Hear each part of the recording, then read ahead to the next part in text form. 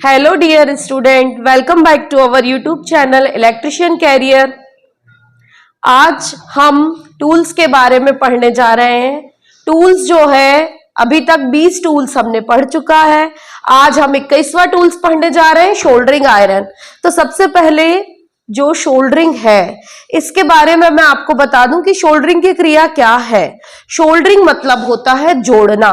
किसी भी जोड़ को 95% यांत्रिक रूप से और 100% विद्युत धारा प्रवाह के रूप में जब हमें मजबूती प्रदान करना हो, मतलब यांत्रिक रूप से कोई भी ज्वाइंट जब 95% मजबूत हो और 100% विद्युत धारा प्रवाह के रूप में जब उसमें मजबूती हो, तो इस क्रिया को हम कहते हैं शोल्डरिंग।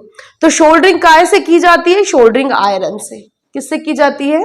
Soldering iron. ये ज्वाइंट बनाते हैं हम टी ज्वाइंट के बाद हम बनाते हैं स्ट्रेट ज्वाइंट और भी रेक्टल ज्वाइंट, कई तरह के ज्वाइंट अगली कक्षाओं में आप लोग पढ़ोगे।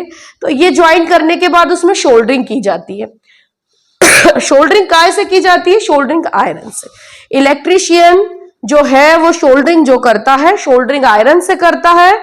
इसमें इसकी जो बिट होती है वो कॉपर की होती है। शोल्डरिंग आयरन की बिट काय की होती है? कॉपर की होती है।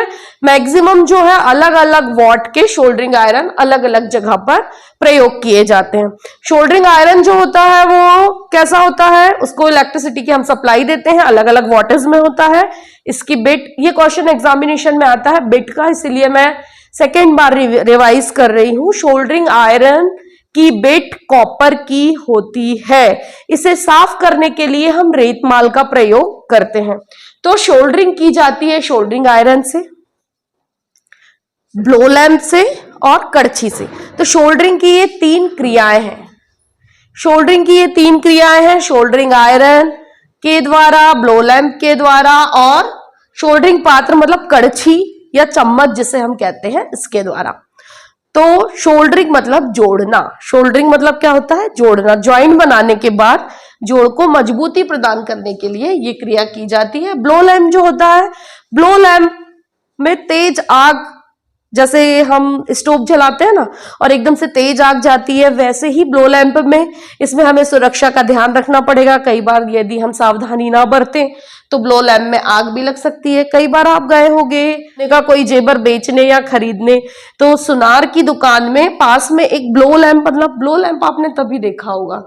शोल्डरिंग पात्र और कड़छी जब आपने आईटीआई में प्रैक्टिकल किया होगा तब आपने शोल्डरिंग पात्र या कड़छी देखा होगा। शोल्डरिंग आयरन तो आपने देखा ही होगा जब आपने जोड़ बनाया होगा। यदि इनमें से आपने ये तीनों चीज नहीं देखा है तो आप अपने ट्रेनिंग ऑफिसर को बोलिएगा, ये चीज वो आप लोगों को दिखाएंगे। और मेरे हिसाब से शोल्डरिंग आयरन तो सभी ने देखा होगा। अब ड्रिल, उसके बाद आता है हैंड ड्रिल। तो ड्रिल क्या है? ड्रिल मतलब होता है छेद करना। आजकल देखिए, पहले मॉड्यूलर स्विच प्रयोग नहीं किए जाते थे। पहले लकड़ी का बोर्ड बनाया जाता था, तो लकड़ी की कटिंग की जाती थी, उसको ड्रिल किया जाता था, तो ये हैंड ड्रिल उस समय लगता था।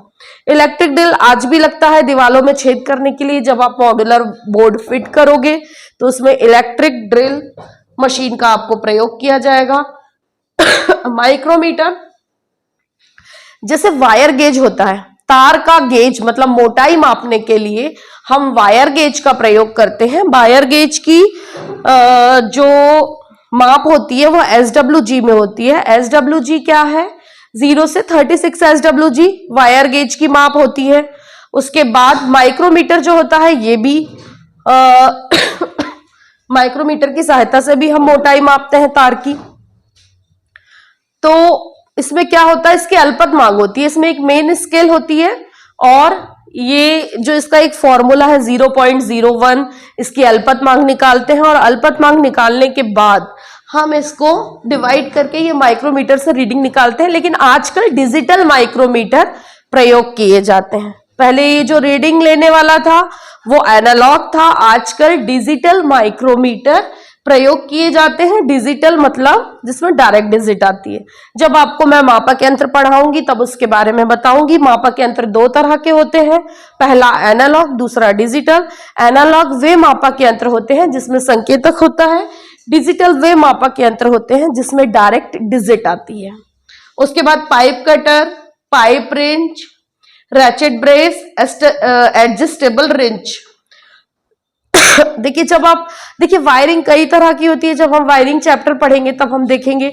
तो वायरिंग चैप्टर में क्या क्या होता है, वायरिंग चैप्टर में सबसे इंपॉर्टेंट जैसे पहले होती थी, काय से होती थी, कंड्यूट पाइप से, है ना, पीवीसी कंड्यूट, आजकल पीवीसी कंड्यूट हो रहा है, पीवीसी कंड्यूट का प्रयोग हो रहा है। पहले आयरन कंड्यूट प्रयोग होता था, अब उसके बाद फिर केसिंग केपिंग चली, तो पहले लकड़ी की केसिंग केपिंग चलती थी, अब पीवीसी केसिंग केपिंग चल रही है।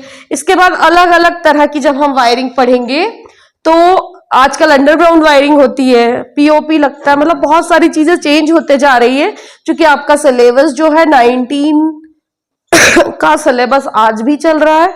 तो आपको लकड़ी से काटना, बोर्ड फिट करना, और ये जीआई तार में ही हमें प्रयोग होगा, pipe cutter, pipe wrench, ratchet brace और एडजस्टेबल रेंच, ये सब चीजों को पाइप को काटने में, एडजस्ट करने में, ये सब चीजों में प्रयोग होती है।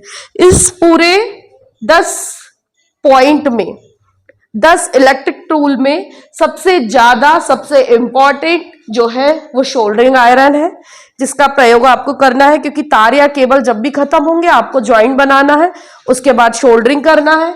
उसके बाद क्या आएगा, ड्रिल। ड्रिल की जरूरत आपको हमेशा पड़ेगी। कब पड़ेगी ड्रिल की जरूरत, जब भी आप बोर्ड फिट करेंगे तब आपको ड्रिल की जरूरत पड़ेगी। उसके बाद माइक्रोमीटर की जगह आप वायर गेज प्रयोग कर सकते हैं।